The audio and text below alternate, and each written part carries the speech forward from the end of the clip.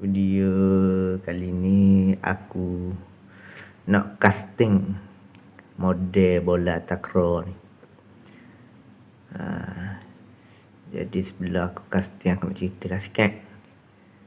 Nak casting ni pastikan kena ada lubang.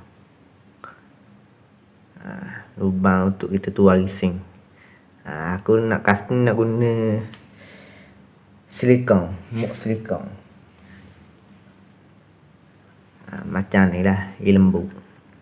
Sesuai untuk buat projek rising, projek epoxy rising. Aku akan casting dengan mok silikon ni lah. Jadi lepas ni kalau aku nak buat model bola takraw rising, dah ada lah acuan untuk buat bola takraw ni. Jadi sebelum tu kena buat raka casting dulu. Macam tu yang batang halus ni, ini untuk lubang angin. Bila kita tuang rising, maka tiada ruang udara di dalam rising.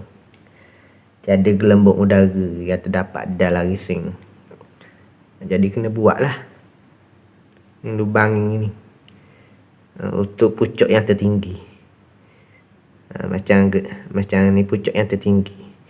Sebab kita tuang kat tengah ni. Bila kat pucuk itu tinggi tak ada lubang ni, maka akan jadi gelembung udara di sini. Jadi sebab tu kena buat lubang ni. Dan akan aku tunjukkan video tutorial start daripada aku casting mok silikon sampailah aku rising menjadi bola takraw. Okay guys, jom saksikan tutorial ini.